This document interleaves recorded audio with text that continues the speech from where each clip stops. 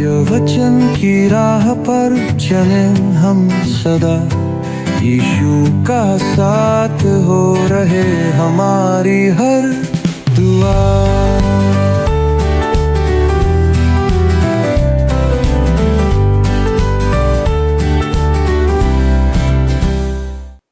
प्रिय दर्शकों, प्रभु यीशु मसीह के पवित्र नाम में नमस्कार।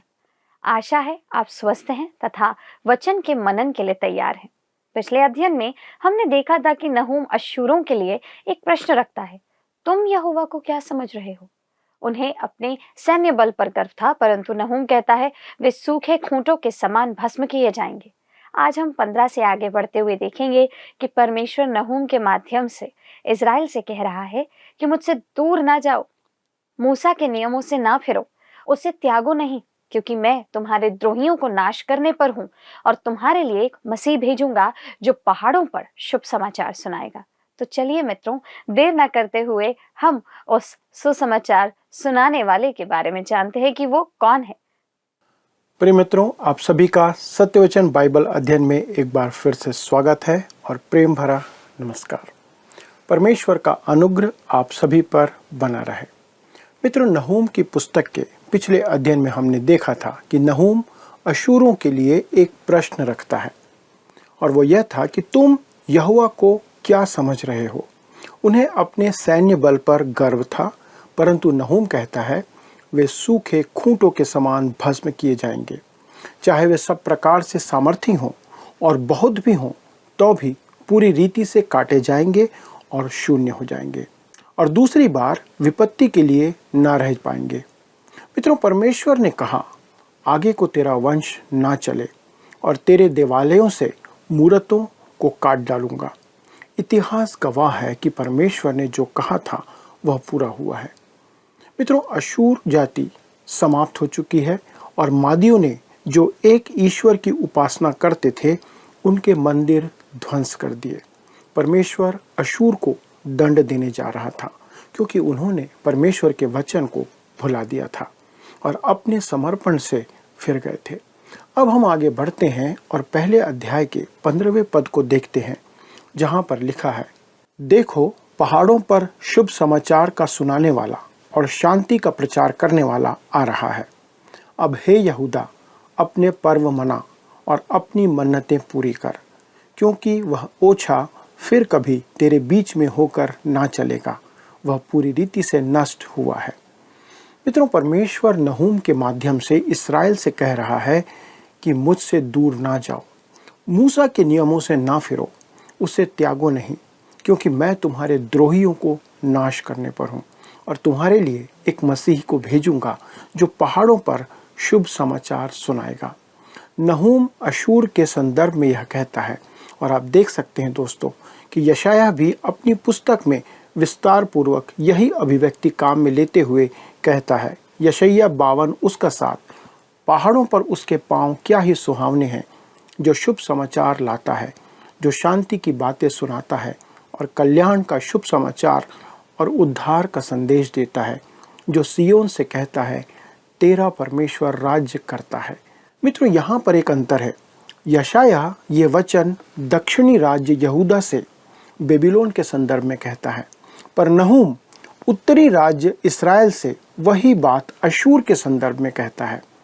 पर आप पत्रियों में पाते हैं कि पौलुस रोमियों की कलीसिया को लिखता है, रोमी 10 उसका 13 से 15, क्योंकि जो कोई प्रभु का नाम लेगा वह उद्धार पाएगा। फिर जिस पर उन्होंने विश्वास नहीं किया वे उसका नाम कैसे लें, और जिसके विषय सुना नहीं उस पर कैसे विश्वास करें, और प्रचारक बिना कैसे सुने, और यदि भेजे ना जाएं तो कैसे प्रचार करें।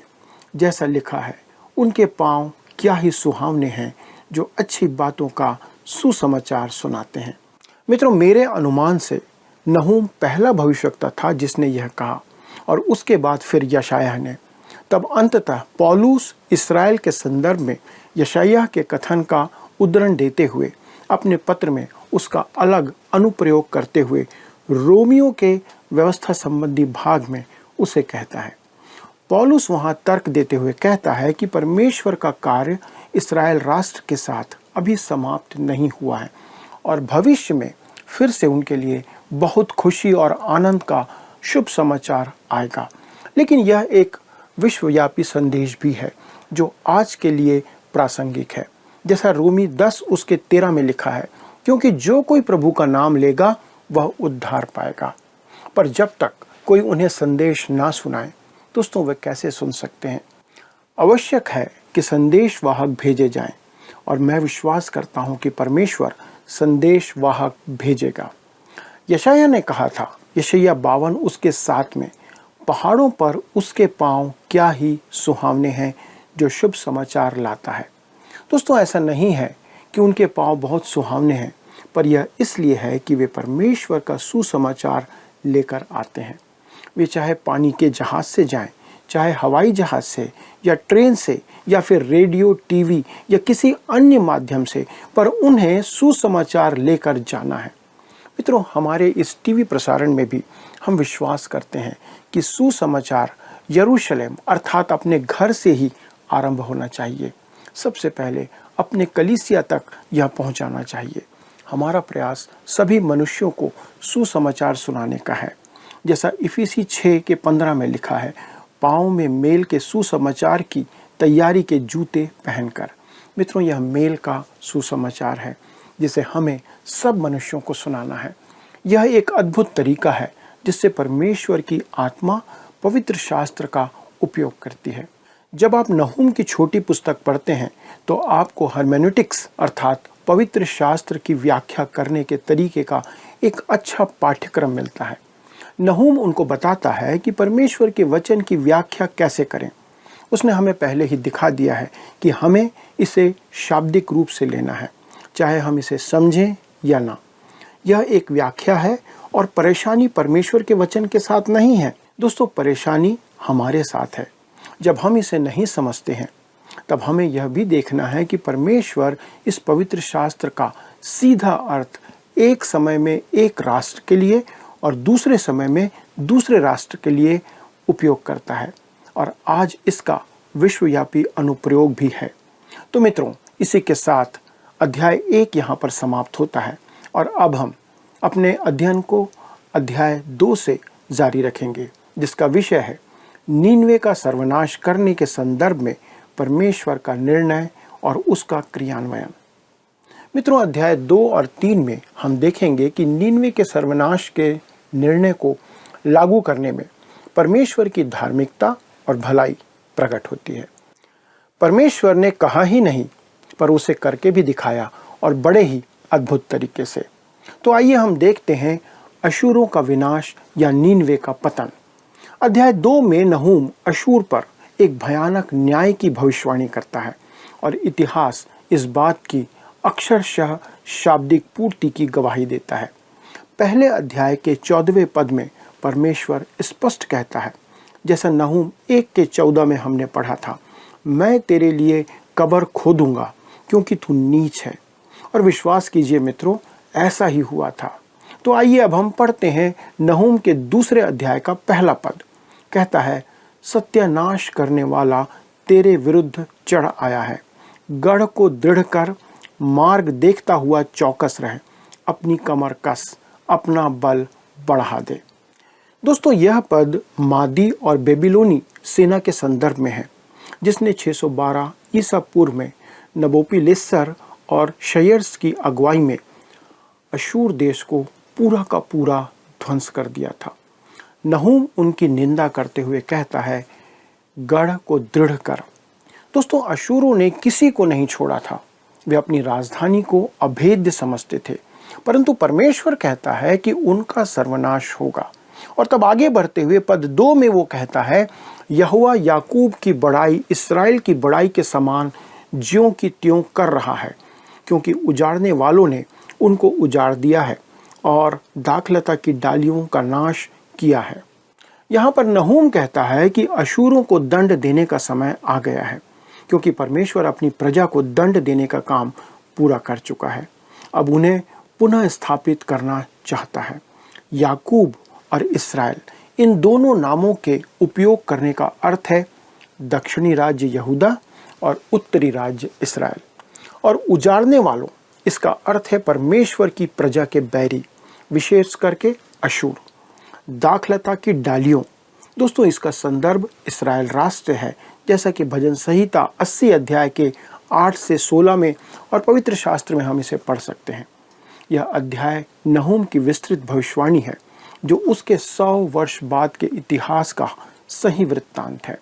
यह अशूरों के विरुद्ध परमेश्वर के दंड का अंतिम निर्णय है। यहाँ अशूरों के सर्वनाश की भविष्यवाणी की सच्चाई है, जिसके बाद वे फिर कभी उभर नहीं पाए।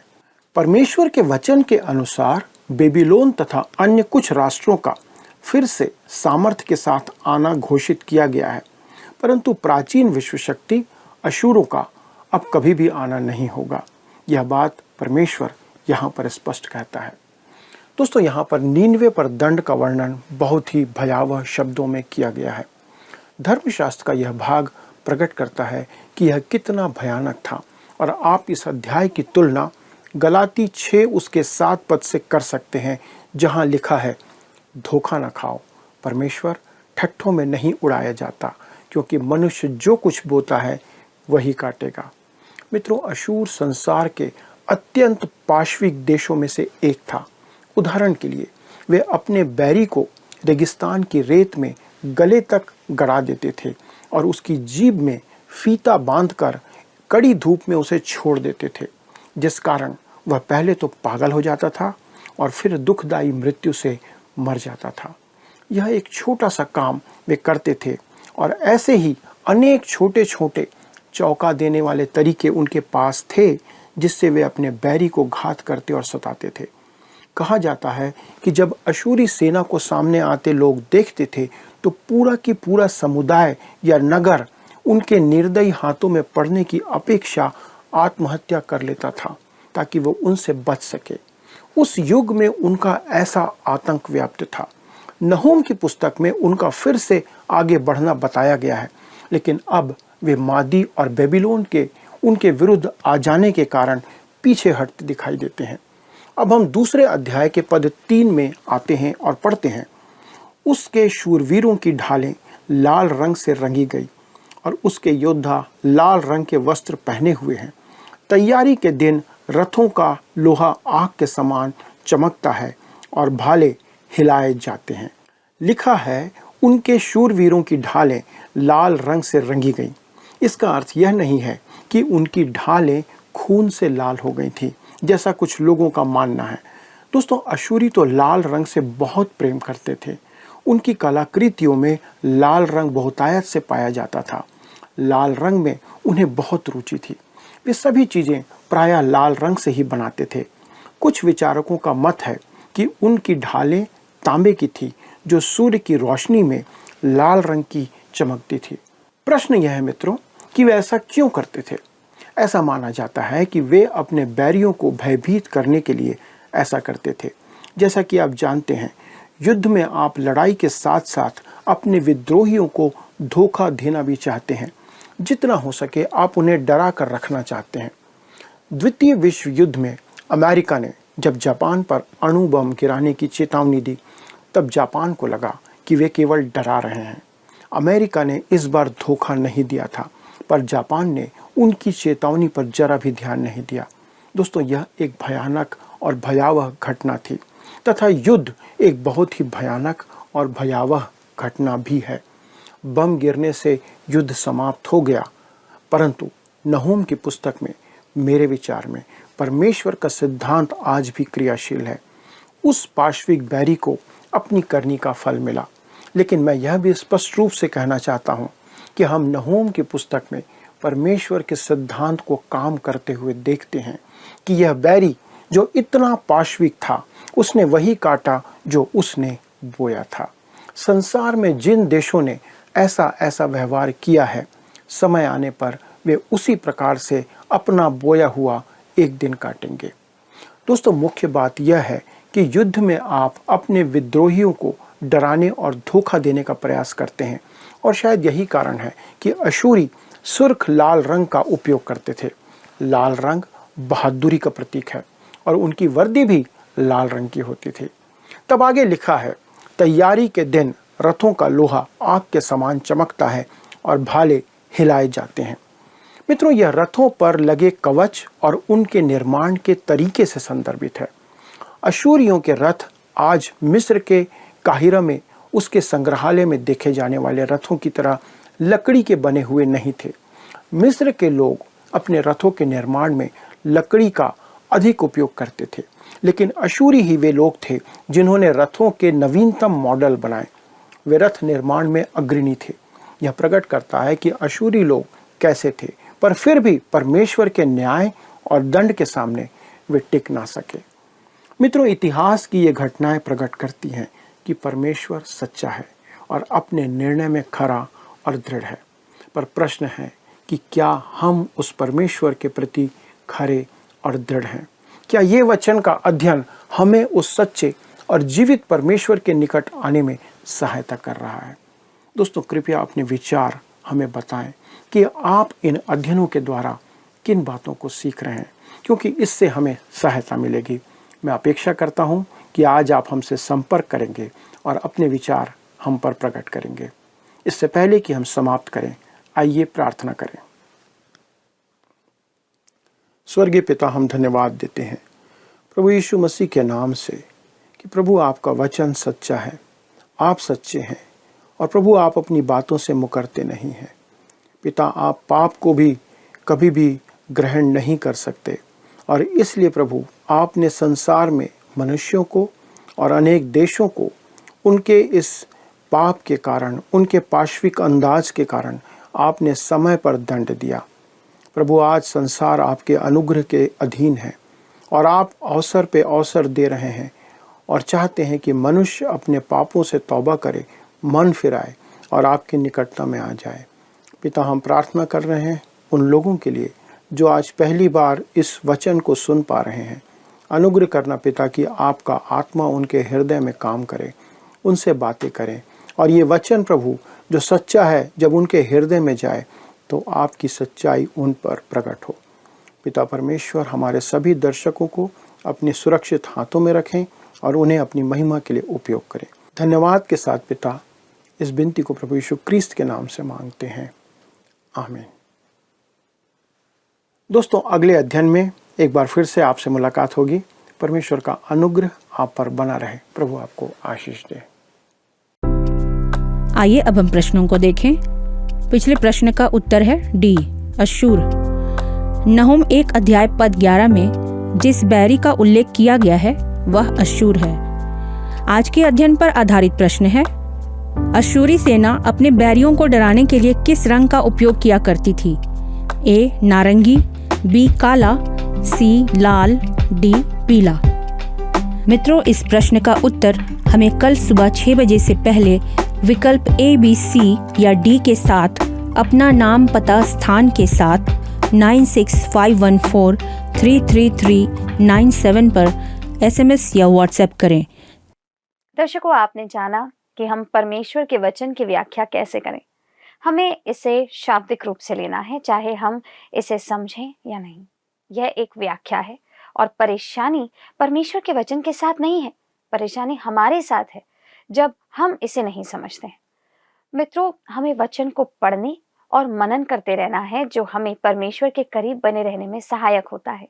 मुझे उम्मीद है कि आप इन वचनों में बने रहेंगे। अगले प्रसारण तक प्रभु का प्रेम और उपस्थिति आपके साथ बनी रहे। अगर आप इस कार्यक्रम को पुनः देखना चाहते हैं तो हमारे YouTube channel words and sounds today पर भी देख सकते हैं। धन्यवाद। क्या आपको यह कार्यक्रम पसंद आया? अभी हमें एक मिस कॉल करें और आप अगले विजेता हो सकते हैं।